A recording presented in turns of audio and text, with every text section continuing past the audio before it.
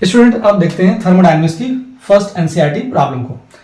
इस NCERT problem में आपको क्या गिवन है पहले वो समझ लेते हैं, और क्या इंफॉर्मेशन आपको, जब आप बहुत सारे वीडियोस देखते हैं एनसीईआरटी थर्मोडायनेमिक्स की फर्स्ट प्रॉब्लम को, तो एक इंफॉर्मेशन आपको नहीं बताई जाती, डायरेक्टली उसकी वैल्यू दे दी जाती है। क्या वैल्यू होती है? देखो यहाँ पे लिखा हुआ 3 लीटर्स। तो बोला यह जाता है, जितने भी वीडियो बना रहे होते हैं लोग, तो उसमें मोस्टली क्या करते हैं लोग कि बोल देते हैं कि 3 लीटर को आप वाटर के केस में आप यूज कर लीजिए कि किलोग्राम होता है। पर क्यों? आपको इसमें इसका प्रॉपर सोल्यूशन मिलेगा। देखिए, आपको यह जानना जरूरी है कि पहले कंसेप्ट क्या है। कंसेप्ट के साथ आप डील करेंगे तो आपको क्वेश्चन भी आसान लगेगा। पहले मैं क्वेश्चन रीड करता हूं, आप उसको एनालाइज करिए। Geyser heats water flowing at the rate of 3 litre per minute from 27 to 77 degree Celsius. जो गीजर है वो हीट कर रहा है वाटर फ्लोइंग को, जो 3 लीटर पर मिनट फ्लो हो रहा है, उसका टेम्परेचर क्या कर रहा है? गीजर बढ़ा रहा है। कहां से?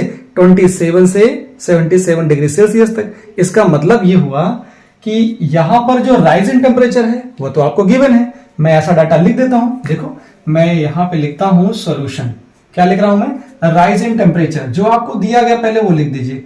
राइज इन टेम्परेचर, जितना भी डेटा क्वेश्चन में दिया जा रहा है पहले उसको नोट डाउन करो और ये कोशिश करो जानने की कि क्या क्वेश्चन में फाइंड आउट करना है। ये अगर कंफर्म हो गया आपको क्या फाइंड आउट करना है, तो उससे रिलेटेड फॉर्मूला आप यूज करोगे और फिर उस फॉर्मूले को अप्लाई करके रिजल्ट तक पहुंच सकते हो। तो मैं भी वही कोशिश कर रहा हूं और आपको उस अप्रोच से जोड़ रहा हूं। राइज इन टेम्परेचर कितना है वो आपको निकालना है, डेल्टा टी। अब डेल्टा टी कितना होगा? वो होगा T2 माइनस T1। क्यों कह रहा हूं ऐसा?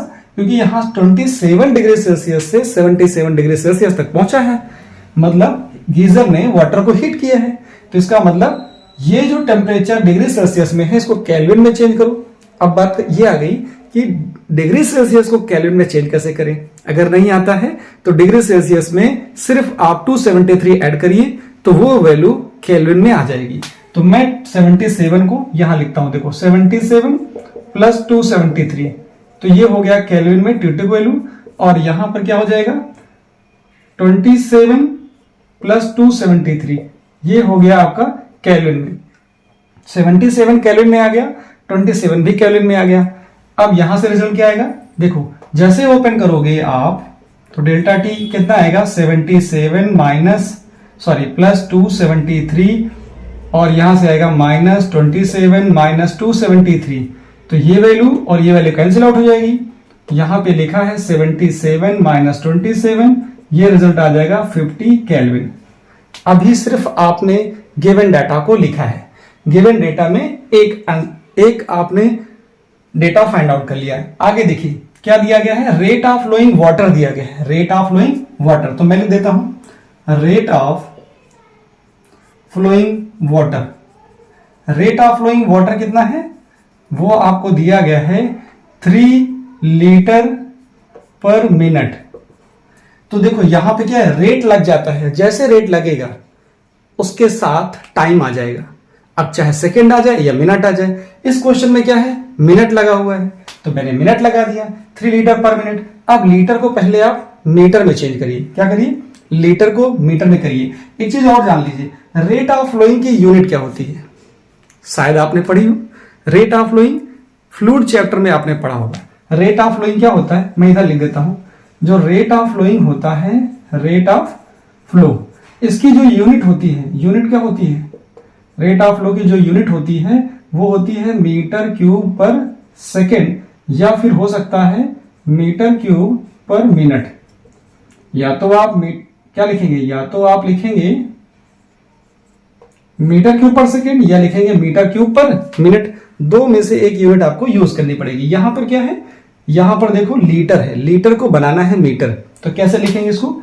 यहां पे चेंज कर लीजिए। Since 1 litre is equal to होता है 10 की पावर -3 मीटर क्यूब। पहले ये डेटा लिखिए।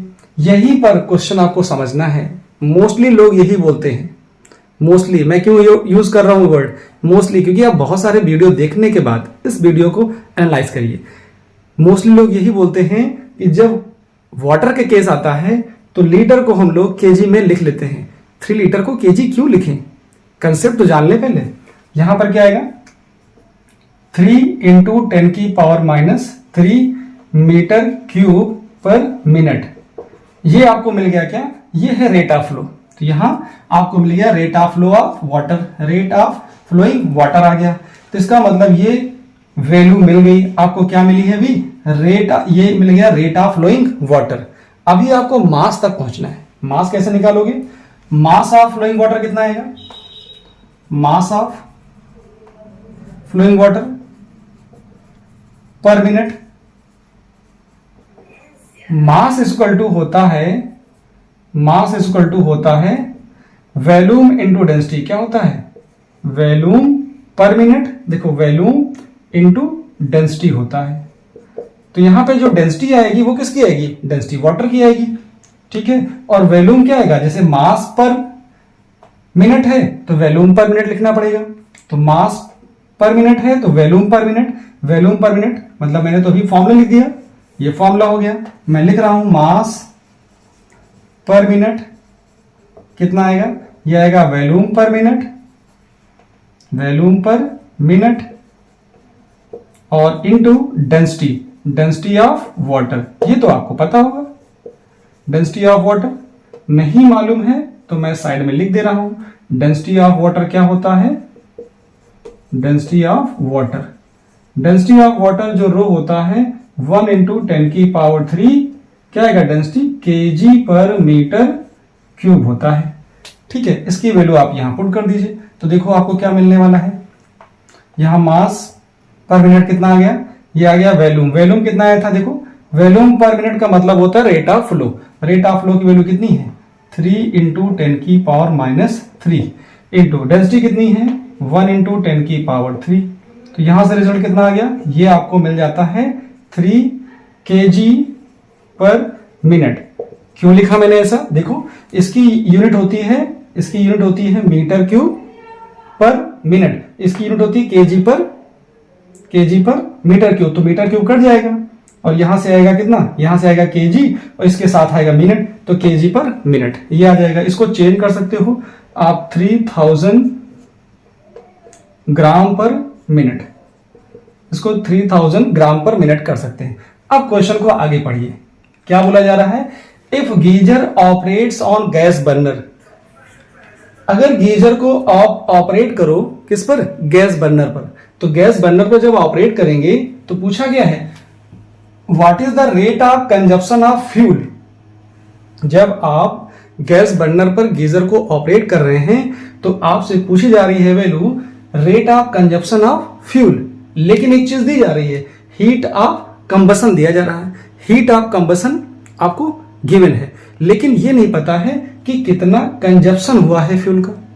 जब गैस बर्नर पे आप गीजर को रखते हैं तो पहले तो ये पता करिए क्वेश्चन में कि कितनी हीट लग रही है गीजर को टेम्परेचर राइज करने में, कितना टेम्परेचर बढ़ाने में, 50 केल्विन राइज करने पर 50 केल्विन टेम्परेचर वाटर का राइज करना है तो गीजर को कितनी हीट चाहिए। तो पहले ये निकालिए amount of heat required, amount of heat मैं लिखता हूं amount of heat to raise the temperature of flowing water, कितनी हीट लगेगी, Q इज इक्वल टू होता है mc डेल्टा T। ये है अमाउंट ऑफ हीट रिक्वायर्ड कि टेम्परेचर बढ़ जाए कहां से 27 से 77 हो जाए या 50 केल्विन टेम्परेचर आपको बढ़ाना है। तो मैंने क्या किया, यहां वैल्यू पुट करने जा रहा हूं, तो देखो क्या होगा, जैसे मैं इस पे वैल्यू पुट करता हूं आपको मिलेगा Q, ये आएगा M की वैल्यू कितनी थी, देखो 3000 और साथ में लिखा है ग्राम पर मिनट, यूनिट साथ में लिखिए, देखिए आपको कैलकुलेशन समझ में आएगा, ग्राम पर मिनट आ गया। C की वैल्यू क्या होती है 4.2 होती है, ठीक है, और इसकी यूनिट क्या होगी जूल पर ग्राम और यहां पे आएगा केल्विन, और डेल्टा टी की वैल्यू कितनी है 50 केल्विन। तो देखो क्या कैंसिल हो रहा है, यहां से मिनट नहीं, ग्राम से ग्राम कैंसिल होगा, केल्विन से केल्विन कैंसिल होगा, जूल पर मिनट बच जाएगा। तो Q इज इक्वल टू मिल गया कितना, देखो इनको मल्टीप्लाई कर लेंगे। यहां से 4.2 में क्या आ जाएगा, डेसिमल हटाओगे नीचे 10 आएगा, ये कैंसिल हो जाएगा। तो यहां से आपको मिल जाएगा 5 2 जा 10 और ये आ जाएगा 5 4 जा 20 21। कितना आ जाएगा, देखो ये आ जाएगा 3000 इंटू यहां से आया 42 इंटू 5। ठीक है, एक जीरो से कैंसिल हो जाएगा, जब डेसिमल हटाएंगे 10 आएगा। तो यहां से इस सबको मल्टीप्लाई करेंगे तो कितना मिल जाएगा, ये हो जाएगा 21 मतलब 210, इससे मल्टीप्लाई करेंगे तो ये आ जाएगा 6.3 इंटू 10 की पावर 5 जूल पर मिनट आ गया। अब जरा सोचिए, यहां पर एक चीज आपको सोचनी है, यहां पे पूछा रहा है rate of consumption of fuel, तो रेट लगा है, इसका मतलब है कि टाइम तो होगा, अब वो मिनट में होगा या फिर सेकंड में होगा, एक चीज तो कंफर्म है, क्योंकि रेट लगा होने का मतलब है रेट ऑफ कंजप्शन है। क्या है, रेट ऑफ कंजप्शन। तो मैं समझ गया कि मिनट आना है, साथ में ग्राम आएगा कि किलोग्राम आएगा वो देखना है आपको। ठीक है, तो मैं क्या करने वाला हूं, मैं निकालने जा रहा हूं रेट ऑफ कंजप्शन। तो मुझे गिवन वैल्यू क्या, हीट ऑफ कंबशन मैं लिख देता हूं पहले। हीट ऑफ कंबशन कितना है, हीट ऑफ कंबशन, जो हीट ऑफ कंबशन है वो आपको दिया जा रहा है 4 इंटू 10 की पावर 4 जूल पर ग्राम। जरा थोड़ा लॉजिक लगाइए, क्या कि आपने इतनी हीट दी है और इतना कंबशन हुआ है, इतनी हीट आपने दी है और इतना कंजप्शन हुआ है। इसका मतलब आपको क्या चाहिए कि rate of consumption of fuel क्या होगा, rate of consumption of fuel. तो यहां पे लिखा जाता है रेट ऑफ कंजप्शन